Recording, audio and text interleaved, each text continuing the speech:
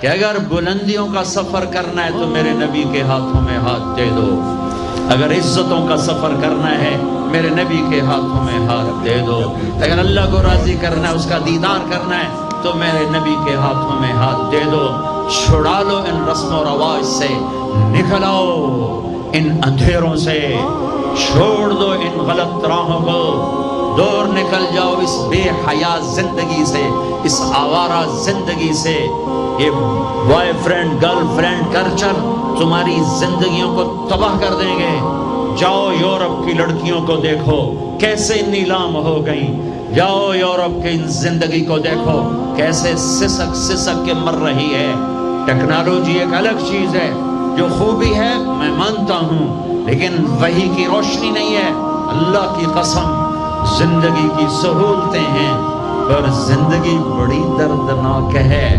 خوبصورت مناظر ہیں پر دل کی دنیا ویران ہے۔ 100 بار چمن مہکا 100 بار بہار آئی، دنیا کی وہی رونق دل کی وہی تنہائی۔ وہاں کی لڑکی نہ بیٹی ہے، نہ بہن ہے، نہ بیوی ہے، نہ ماں ہے، اس ٹیشو پیپر سے زیادہ اس کی کوئی قیمت نہیں ہے، استعمال ہو کے پھینک دیا جائے گا۔ وہاں کا لڑکا نہ بیٹا ہے، نہ بھائی ہے، نہ خامد ہے، نہ باپ ہے، ایک مزدور ہے، ایک مشین ہے، جب تک چلے گی پھر کباڑ میں ڈال دیا جائے گا۔ رشتے ٹوٹ گئے، رشتے ختم ہو گئے، ماں ماں نہ رہی، بھائی بھائی نہ رہا، بیوی بیوی نہ رہی، دوست دوست نہ رہا۔ یہ زندگی کے پیچھے بھاگتے ہو، ان کے سامنے تو راہبر کوئی نہیں، ان کا تو ہادی کوئی نہیں، ان کے تو سامنے کوئی منزل کوئی نہیں، وہ اندھیروں میں چلنے والی نسلیں ہیں۔ اہل ایمان ان کا راہبر ہے، ان کا ہادی ہے، ان کا نبی ہے، ان کا رسول ہے، ان کا قرآن ہے، ان کی حدیث ہے، ان کا دین ہے۔ انہیں محمد مصطفیٰ ملے، میرے نبی کا چاند چمکتا رہے گا، سورج چمکتا رہے گا۔ سورج ڈوبتا ہے، چاند کہناتا ہے، سورج کہناتا ہے۔ چاند میں داغ ہے، سورج میں آگ ہے، یہ ڈوبتے ہیں، یہ گھٹتا ہے، یہ بڑھتا ہے۔ میرے نبی کا سورج چمکا، آگ نہیں۔ میرے نبی کا سورج مسکرایا، میرے نبی کا چاند مسکرایا، داغ نہیں، گھٹنے والا نہیں، بڑھنے والا نہیں، ہمیش کے لیے باقی رہنے والی ہستی۔ میرے عزیزو، اپنے حبیب سے پیار کرو، اپنے نبی سے پیار کرو، اس کی زندگی کو سیکھو، آئیڈیل بناؤ اپنے نبی کو۔ کن کو ہیرو بنا کے چل رہے ہو؟ کن شخصیات سے متاثر ہو جو پیسے پہ بکتے ہیں، جو چیزوں پہ بکتے ہیں، جو کھلونوں کی طرح بکھر جاتے ہیں اور جو نوٹوں پہ اوپر گردش کرتے ہیں؟ وہ تمہارے آئیڈیل ہیرو ایک آیا ہے، ایک آئے ہیں جسے میرے اللہ نے حبیب بنایا، تمہیں ہیرو بنا کے دیا، اسے پیار کیا، اسے لاڈ کیے۔ مزمل، مدثر، یہ لاڈ ہے، یہ لاڈ ہے۔ المزمل محبت، المزمل محبت، المدثر لاڈ پیار۔ یا ایھا النبی عزت، یا ایھا الرسول فل پروٹوکول، یا ایھا المزمل محبت، یا ایھا المدثر لاڈ۔ پڑھو اپنے نبی کی زندگی۔ میرے نبی میں نے جو کچھ بتایا دیکھ کر آئے۔ یہ واحد نبی ہیں جنہیں زمین سے اٹھا کر آسمان تک پہنچایا، لیکن یہ کب پہنچایا؟ جب آپ مشقتوں کی چکی میں پس کے رہ گئے۔ ہائے ہائے ہائے، 10 سال گالیاں پتھر۔ جب آپ تھک جاتے تو باہر چچا سینے سے لگاتے اور اندر حضرت خدیجہ آپ کے زخموں کو سہلاتی۔ اللہ نے 10 دن کے وقفے سے دونوں سہارے اٹھا لیے، چچا کا سہارا بھی اٹھا لیا اور بیگم کا سہارا بھی اٹھا لیا۔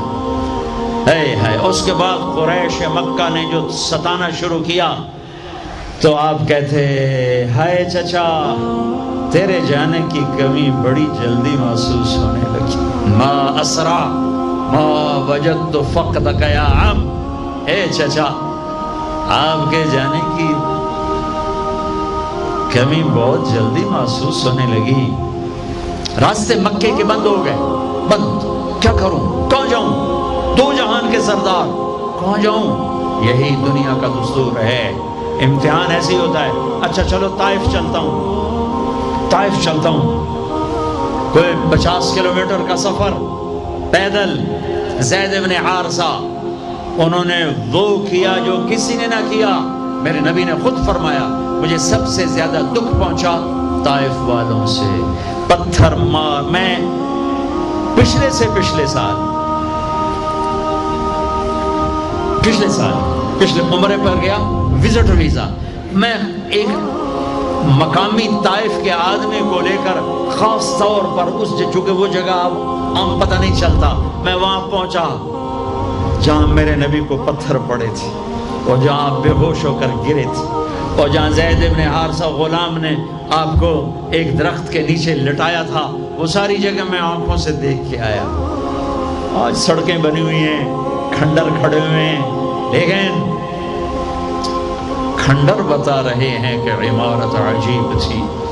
میں ایک چھت پہ چڑھ گیا، وہ چھت پہ چڑھ کے میں ساری وادی اور سارا منظر دیکھ رہا تھا، اور 14 صدی پیچھے مڑ کے دیکھنے کی کوشش کر رہا تھا کہ جسے میرا رب کبھی حبیب کہے، کبھی خلیل کہے، کبھی محمد کہے، کبھی احمد، کبھی ماہی، کبھی حاشر، کبھی عاقب، کبھی فاتح، کبھی خاتم، کبھی ابو القاسم، کبھی طٰہٰ، کبھی یاسین، کبھی شاہد، کبھی مبشر، کبھی نذیر، کبھی داعی الی اللہ، کبھی سراجا منیر، کبھی رحمت للعالمین، کبھی رحمت للعالمین، کبھی کافۃ للناس بشیر و نذیرا، کبھی عزیز کہے، کبھی رؤوف کہے، کبھی رحیم کہے، کبھی حریص علیکم کہے، کبھی مزمل کہے، کبھی مدثر کہے، کبھی طٰہٰ کہے، کبھی یاسین کہے۔ اور اس وادی میں لہو لہان، اتنے پتھر پڑے کہ اب بے ہوش ہو کے گر گئے۔ زید بن حارثہ نے اٹھایا، دوڑ لگائی، پیچھے طائف والے، آگے عتبہ۔ عتبہ کون ہے؟ بن ربیعہ۔ یہ کون ہے؟ یہ جنگ بدر میں کافروں کا لشکر کا سردار، ابو جہل نہیں تھا، عتبہ بن ربیعہ لشکر کا سردار، سپہ سالاری، اتنا بڑا دشمن کہ بدر میں جھنڈا لے کر آنے والا۔ حضرت زید کو کچھ نہیں سوجا، اسی کے باغ میں گھس گئے اور جا کر آپ کو لٹایا۔ آپ نیم بے ہوشی میں تھے تو جان کے دشمن کی آنکھوں میں آنسو آ گئے، اتنا میرے نبی نے دکھ اٹھایا ہے۔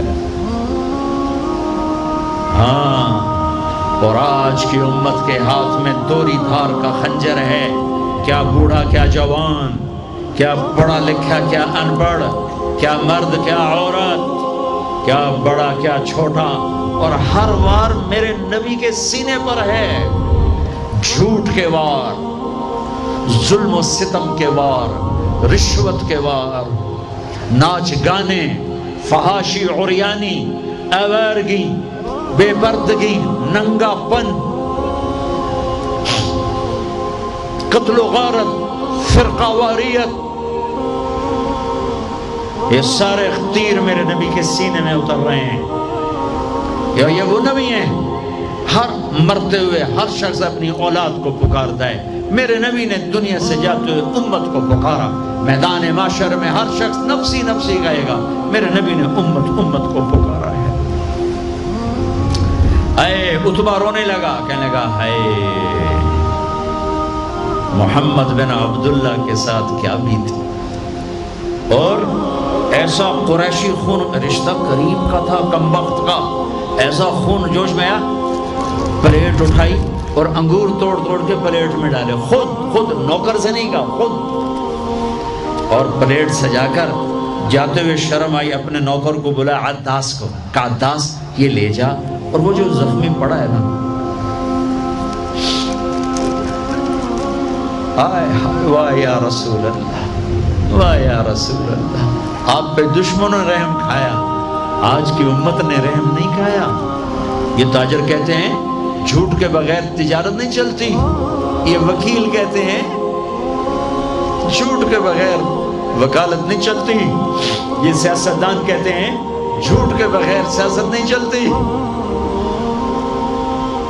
کہنے لگا وہ جو آدمی پڑا ہے نا زخمی، اس کو جا کر یہ انگور دو اور اسے کہنا کہ وہ کہہ رہا ہے تمہیں رشتہ داری کی قسم میرے انگور رد نہ کر. کیا قسم دی کہ تمہیں رشتہ داری کی قسم میرے انگور رد نہ کر. دشمنوں نے جن پر رحم کھایا. آپ نے انگور کا دانہ اٹھایا, اس سے پوچھا کون ہو بھائی؟ کہ میں نینوا کا ہوں. اچھا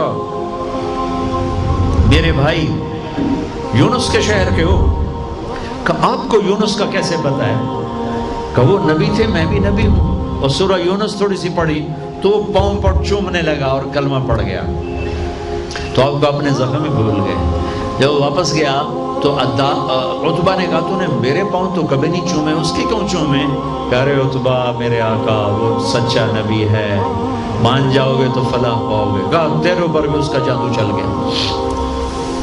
پھر آپ نے ایک دعا مانگی ہے اسی انگور کی بیل کے نیچے, اللہم انی اشکو الیک ضعف قوت وقلت حیلتی وہوانی علی النار. اے میرے رب آج میں کوئی دکھ سکھ نہ پھولوں تیرے ساتھ, اب نہ کوئی دکھڑا نہ بیان کروں تجھے میرے مولا. یہ لوگوں نے مجھے کیسے دکھ پہنچایا ہے, تو نے مجھے کن کے حوالے کر دیا. الا من تکلونی الا بعید یتجہمنی او الا عدو ملکتہ امری. یہ نا آشنا, یہ دشمن ان میرا یہ حال کر دیا. ان لم تکن علی ساخطا فلا ابالی. لیکن میرے رب اگر تو مجھ سے راضی ہے,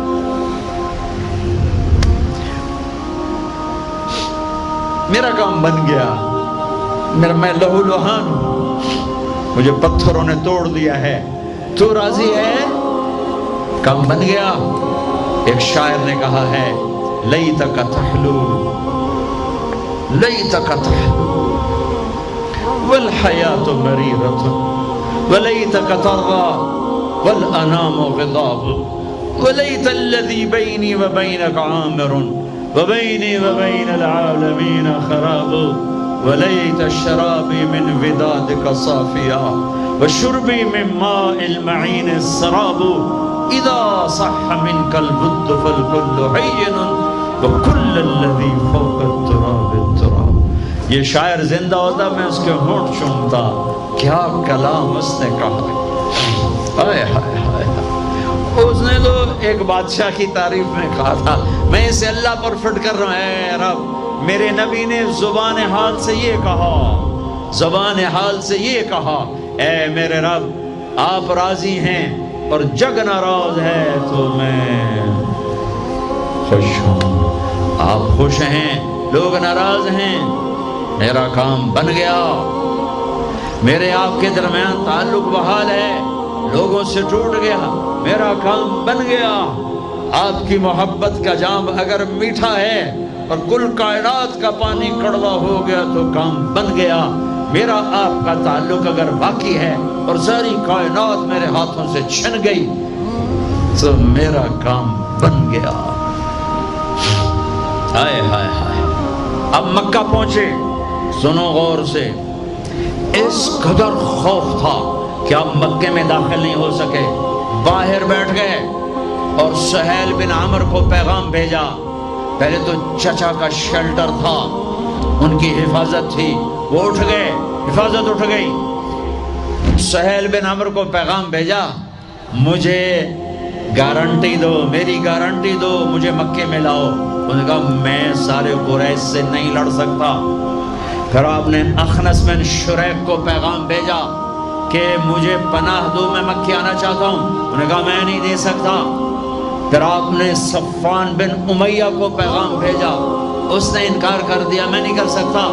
پھر آپ نے جبیر بن مطعم بن عدی کو پیغام بھیجا, وہ اپنے بچوں کو لایا مسلح ہو کر, اور آپ کو اور زید بن حارثہ کو. مطعم بن عدی اپنے بیٹوں کو لایا, تلواروں کے سائے میں حرم میں آ کر اعلان کیا کہ آج کے بعد محمد بن عبداللہ صلی اللہ علیہ وسلم میری پناہ میں ہے, کوئی ان پہ ہاتھ نہ اٹھائے. ابو جہل کھڑا ہو گیا کہ پناہ کس طرح دے رہے ہو؟ اس کا کلمہ پڑھ کے یا اپنے دین پر باقی رہ کر؟ کہا نہیں نہیں، اس کا دین نہیں، اپنے دین پہ باقی رہ کر۔ کہا ٹھیک ہے، تیری پناہ کو نبھا، تیرے وعدے کو نبھایا جائے گا۔